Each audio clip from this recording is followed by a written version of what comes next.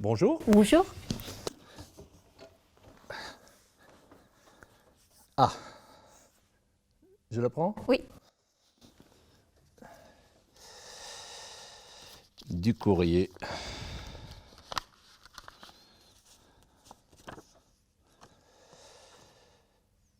Ouh! Bon, ça c'est pour toi, ça. Non. Non? Non. Pour vous, l'inspiration, c'est quoi? Est-ce qu'on peut la bousculer? L'inspiration. Bon, la première chose, c'est que l'inspiration. Mais au-delà de ça, c'est quoi? En fait, je ne sais pas ce que c'est l'inspiration. C'est quelque chose qui se passe dans la tête. En fait, on vous parle d'une question, d'un sujet, et puis 8 jours plus tard, il y a des idées qui viennent, des images. Pourquoi? J'en sais rien. C'est peut-être ça l'inspiration. C'est peut-être un truc qui se passe à l'intérieur, mais qu'on ne contrôle pas bien. Et donc, on ne peut pas trop bousculer, alors? Alors, est-ce qu'on peut la bousculer? Ben, ce n'est pas le but. En fait, je crois plutôt que on serait plutôt inquiet que rien n'arrive. En fait, non. Moi, j'imagine, c'est ça. On se dit, on va faire un spectacle sur les vaches, parce que moi, j'aime beaucoup les vaches. On se dit ça un jour, et un mois plus tard, voilà, on se retrouve, et ben, il y a plein d'idées qui sont nées autour des vaches. D'où ça vient, je ne sais pas. Mais c'est peut-être ça. Non? Oui, moi je dirais que c'est un des moments où les choses sont prêtes, mais elles sont prêtes. Quel chemin elles ont fait pour arriver à être prêtes? T'aimes pas les vaches? Pas trop. Ah bah oui, c'est pour ça, oui. Et donc, je sais pas. En tout cas, je pense que c'est difficile à bousculer, en fait. Ou alors, pour bousculer, il faut travailler, en fait. Je sais pas. Bon, je te Ouais. laisse... Une autre, parce que bon. Oui, une autre. L'autre métier dont vous vous sentez le plus proche? L'autre métier. Moi, j'ai fait un premier métier, c'était journaliste. Donc le métier dont je me sentirais le plus proche, c'est d'enregistrer des gens et de les écouter, enfin que ça se passe par l'oreille, et puis voilà, d'enregistrer des personnes et de rentrer dans un univers d'une personne en l'enregistrant, comme on peut entendre des fois des émissions sur France Culture où on rentre et puis hop ça, voilà, et on rentre dans les gens par l'oreille et par ce qu'ils racontent, voilà. Donc voilà. Oui, bon, moi, j'ai fait un peu de médecine avant de faire du théâtre, et donc effectivement, le métier dont je me sens assez proche, c'est tout ce qui concerne la médecine, le soin en général, parce que pendant plusieurs années, effectivement, je me suis intéressé à ça. Et donc, je crois que je m'en sens assez proche, oui. Ah. Oh! Que dites-vous à la veille de la première d'un spectacle? Bon, la veille, moi je dis juste aux autres, soyez à l'heure.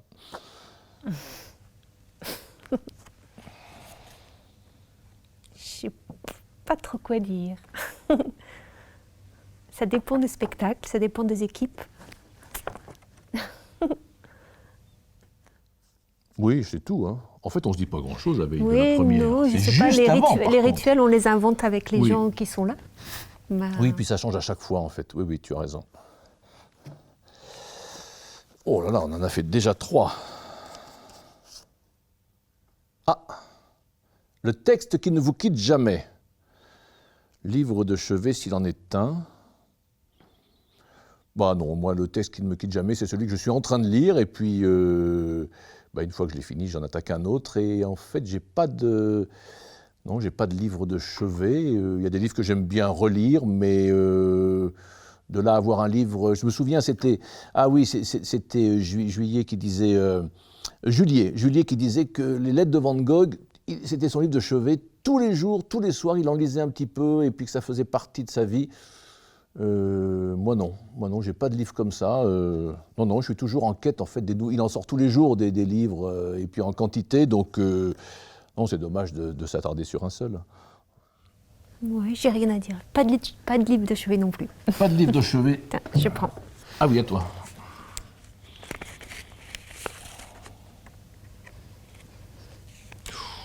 Quel sens donnez-vous à votre métier? Vous engage-t-il au-delà du plateau? Quel sens donnez-vous à votre métier? Oui. Tu donnes un sens à ton métier? Oui. Oui, je sais pas. De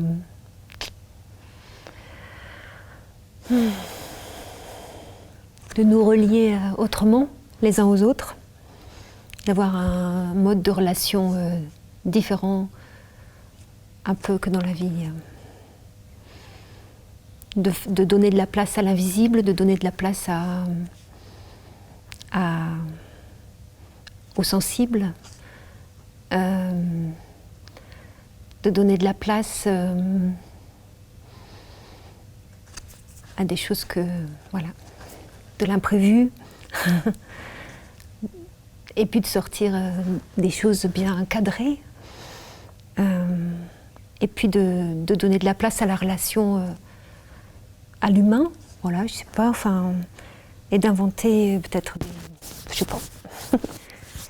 Et est-ce que ça m'engage au-delà du plateau? Eh ben oui, oui, vraiment. J'espère en tout cas que ça engage au-delà du plateau. Enfin nous, c'est vrai que on aime bien tout ce qui est travail en résidence, donc avec les gens, et puis de créer des liens singuliers avec des gens. Voilà. Oui, moi j'ajouterais que pour moi c'est un métier qui donne un autre sens au mot travail. C'est-à-dire que c'est un métier que nous on exerce sans hiérarchie particulière, sans ordre venu de l'extérieur. Ça ne veut pas dire qu'on fait ce qu'on veut, mais qu'on est toujours plusieurs à en discuter, à savoir ce qu'on va faire, y compris que ce soit sur les horaires, sur la façon dont se gère le travail. Et pour moi, le sens de ce métier, je l'ai choisi en tout cas pour ça, pour à la fois la liberté qu'il donne et puis ensuite la stimulation personnelle, c'est-à-dire qu'effectivement c'est facile de quelqu'un te dise bah, tu fais ci, tu fais ça et puis voilà je le fais. Non, là il faut qu'on invente en permanence en fait ce qu'on fait, il faut qu'on invente ce métier, il faut qu'on l'adapte aux circonstances. Là en ce moment bah, justement avec le virus, nous on passe beaucoup de temps sur ces questions-là en fait et l'idée du sens c'est aussi quel sens il a dans la société, quel sens on lui donne pour les autres. C'est vrai qu'on a des retours aussi de gens du public qui disent que ça lui manque, donc c'est intéressant de savoir mais qu'est-ce qui lui manque, pourquoi ce métier occupe une place qui a priori, enfin on est défini comme étant pas essentiel, donc ça je suis assez d'accord, mais en même temps on sent bien qu'il y a quelque chose qui nous relie au monde à travers les auteurs, à travers les écrits. Alors est-ce que peut-être nous on sert aussi à passer des paroles. En tout cas, c'est vrai que c'est un métier différent. Il y en a d'autres qui peuvent s'exercer comme ça, hein, mais peut-être qu'il est un peu, alors exemplaire c'est beaucoup dire, mais qui pourrait donner envie de voir pourquoi dans d'autres métiers ne pourraient pas s'exercer de cette manière-là. Oui, et puis je ne sais pas ce que ça veut dire, pas essentiel ou essentiel en fait. Enfin, ouais. Oui, tout à fait. Oui, oui. Comment ça, on n'est pas essentiel? Oui, c'est vrai. Tu veux qu'on recommence? Non. Votre première fois au théâtre en tant que spectateur et en tant qu'artiste. Alors ça, moi, je peux répondre très vite. En tant que spectateur, je m'en souviens très bien. J'étais au collège, j'étais à Vichy et je suis allé, je crois, pour la première fois au théâtre. Je me souviens très bien que c'était Ruy Blas, au centre Valéry Larbaud, et je me souviens très bien que dans une scène, les comédiens étaient en maillot de bain dans des chaises longues. Et là, je m'étais dit, punaise, c'est ça le théâtre.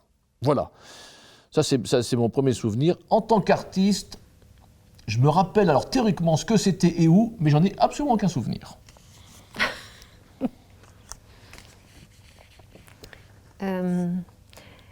Première fois au théâtre, c'était, je pense, avec ma mère. On allait à Bordeaux, on était entre filles, en fait, entre femmes, enfin filles, puisque moi j'étais une petite fille, mais enfin, on allait au théâtre Femina. Et donc c'était, je me souviens surtout de ce moment de vibration particulière, de sortie comme ça entre féminines. Je me souviens absolument pas du spectacle, par contre. Bon. Et en tant qu'artiste, le premier spectacle, c'était Les Fausses Confidences de Marivaux. Voilà, donc j'étais toute jeune et je jouais les dédales de l'amour. Voilà, donc c'était une belle... Déjà toute jeune. Oui, mais maintenant je ne jouerai plus les Fausses Confidences de Marivaux. Mais voilà.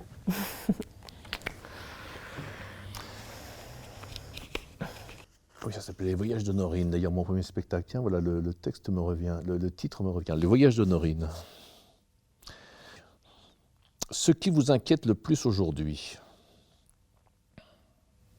Bah, tu commences? Je commence? Non, je vais bien commencer en fait. Je crois qu'il y a une chose qui m'inquiète, c'est la façon dont les gens se parlent, les rapports qu'il y a entre les gens qui, je trouve, se détériorent considérablement. Une espèce de méfiance, de peur, il y a quelque chose qui est en train de se perdre, je trouve. Alors peut-être aussi c'est mon grand âge qui provoque ça, mais j'ai quand même quelque chose, l'impression d'une... Alors on parle toujours qu'il y a plus de violence, je ne suis pas sûr que ce soit que la violence, c'est une espèce de monde où on a peur. Alors on a peur un peu de tout, on a peur des virus, on a peur du terrorisme, on a peur du chômage, on a peur de manquer, on a peur que ses enfants, que ses parents, on a tout le temps peur, on a une peur écologique, on a une peur... et finalement, je trouve que ça crée un monde moins enthousiasmant, quelque chose qui est difficile, on est obligé un peu toujours de lutter contre ça. Moi, j'adore maintenant les formules qu'on adresse, bon courage, je vais comme un lundi, enfin, comme si les gens attendent le week-end, et puis après on attend les vacances, puis on attend la retraite, enfin, comme s'il y avait quelque chose qui était toujours de se dire, bon, demain ce sera bien, mais voilà, aujourd'hui, qu'est-ce qu'on en bave? Et voilà, je crois que c'est ce qui m'inquiète, c'est ce côté peureux que le monde est en train de... Enfin, en tout cas, notre monde à nous, parce que peut-être qu'ailleurs c'est différent, mais... ce monde qu'on est en train de vivre.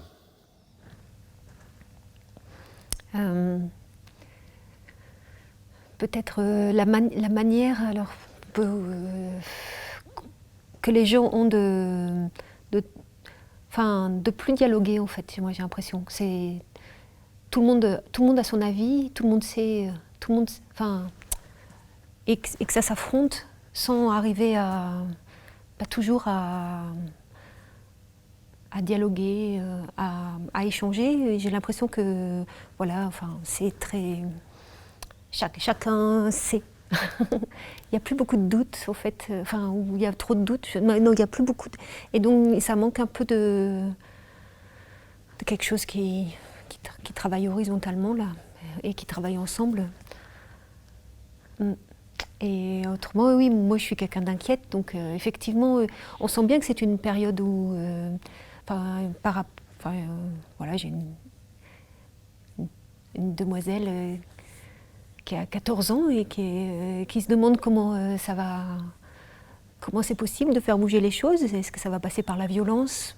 Voilà, donc effectivement, elle pose beaucoup cette question-là, de la violence qu'il va falloir arriver pour peut-être faire changer des choses en mieux. Enfin, moi, j'espère que ça pourra, en tout cas, que les choses pourront s'inventer, puisqu'on est quand même dans une période où on sent bien qu'il va s'inventer plein de choses, et j'espère voilà, que les choses qui vont s'inventer sont des belles choses. Mais effectivement, on est dans une période où, voilà, pour que ça s'invente et que ça soit réjouissant, sûrement qu'il faudrait arriver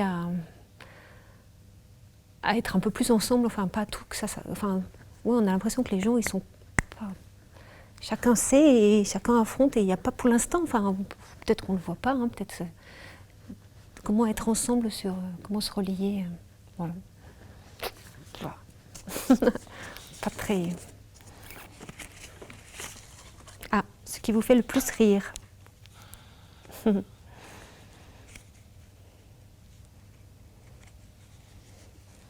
Dans le dernier spectacle qu'on a fait sur Fab Caro, un auteur de BD, qui me fait beaucoup rire parce qu'il n'y arrive pas bien et il a plein de de choses qui l'inquiètent et où il n'y arrive pas, quoi. Enfin, dans son rapport au monde, dans son rapport à... Donc c'est un auteur qui me fait rire. Et après, aussi j'ai envie d'un rire aussi en ce moment, peut-être d'un rire qui soit sur de la joie. Voilà, envie de ça en fait, d'un rire aussi.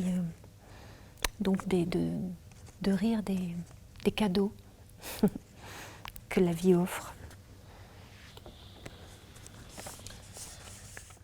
Oui, je pense qu'on est dans une période où on constate maintenant que tout le monde se trompe. Et je crois que c'est quelque chose qui est assez réjouissant. On a connu des époques où il y avait des certitudes, les médecins étaient sûrs de ce qu'ils annonçaient, les économistes étaient sûrs, tout le monde était sûr en fait, les politiques étaient sûrs, enfin voilà, il y avait des certitudes. Et en fait, on se rend compte aujourd'hui que ces certitudes s'écroulent, en fait. On voit bien que les médecins racontent tout et n'importe quoi, mais les économistes aussi, les politiques aussi, certainement les gens de théâtre aussi. Et je trouve ça assez réjouissant de voir aussi que cette espèce de vanité qu'il y a pu avoir de se dire nous, les humains, on est quand même au-dessus du reste. Ben, finalement, non, il y a quelque chose qui s'effondre. On est ramené à une dimension de petits bonshommes qui font leur vie, mais peut-être qui ne sont pas aussi forts qu'ils croyaient. Je trouve ça me fait rire d'un rire très joyeux, enfin de se dire que finalement, ça a un côté très rassurant, de se dire que finalement, il n'y a pas ceux qui savent et ceux qui ne savent pas. Bah, on est tous ensemble en train de chercher et que finalement, ça fait du bien de rire un peu et de voir des gens si sûrs d'eux-mêmes se tromper. Bon, c'est pas très gentil, mais quand même, ça c'est joyeux. C'est Adair ? Ah non. Ah. D'où vient votre désir de théâtre ? Laurence Cazot, je vous le demande, d'où vient votre désir de théâtre ? Disons que pendant longtemps, j'ai été quelqu'un qui était très silencieuse. Qui était très timide et silencieuse. Et donc je pense que mon désir de théâtre, ça a été un désir de prendre les mots, des mots écrits forts, puissants, et de les donner à entendre. Voilà. Et je pense qu'effectivement, maintenant, c'est aussi ça, c'est prendre des mots qui me semblent forts et donner des mots très simplement à entendre. Mon désir, il est vraiment lié à... oui, c'est vraiment... le théâtre, c'est ça, pour moi. Bah, moi, je pourrais dire en fait que je n'avais pas forcément de désir de théâtre. Ce sont des rencontres qui ont fait que... Voilà, moi j'étais étudiant, puis j'ai rencontré des gens qui faisaient du théâtre, et voilà, et puis c'est peut-être même à la limite leur désir à eux qui a fait que j'ai fait du théâtre, parce que si je remonte un peu, c'est toujours des propositions en fait qui m'ont été faites, et voilà, c'est quelque chose qui est venu petit à petit. Je n'avais aucune prédestination à ça, il n'y a personne dans ma famille qui fait du théâtre, enfin bon, j'allais pas au théâtre quand j'étais petit, enfin bon. Mais voilà, c'est une rencontre, je me dis que voilà, j'aurais pu rencontrer autre chose et j'aurais peut-être et probablement fait autre chose. Et qu'encore aujourd'hui, je crois que les rencontres en fait sont toujours déterminantes dans la vie. Elles peuvent voilà, orienter sur un métier, mais même à l'intérieur du métier, ensuite, on peut prendre tel chemin ou tel autre, telle bifurcation, parce qu'on a croisé quelqu'un. Enfin, je crois beaucoup à ça, aux rencontres. C'était bien, non ? Allez, cette fois, c'est la dernière. Ah. Un père, une mère tutélaire dans ce métier. Bon, moi, je réponds tout de suite. Hein. Il y a un slogan que j'aime bien, c'est « Ni Dieu ni maître ». Je crois, personnellement, il n'y a pas de père ou de mère tutélaire. Je pense que tous ceux qui sont passés avant nous, ben voilà, on les a lus, on les a regardés, on est d'accord avec les uns, d'accord, moi je, personnellement, ou pas d'accord avec les autres, mais même aujourd'hui encore, il y a des tas de gens, des plus jeunes, qui font des choses, on peut dire, waouh, ce qu'il fait lui, c'est formidable, et puis pendant quelques temps, on est accroché à ce qu'il fait, puis on passe à un autre. Enfin, moi, j'ai pas de référence absolue comme ça de quelqu'un qui pourrait être, entre guillemets, mon maître. Je crois que j'ai du mal avec cette notion. Oui, mais ça dépend. Tutélaire, c'est Oui. Tutélaire, c'est un maître, oui. Ah, il me semble, oui, que c'est tuteur, enfin c'est que c'est quelqu'un qui t'a guidé, qui a fait ce que tu es. Oui. Moi, par contre, il y a des gens avec qui je me sens... enfin, voilà... il y a des gens par l'écriture, en fait, d'ailleurs, encore.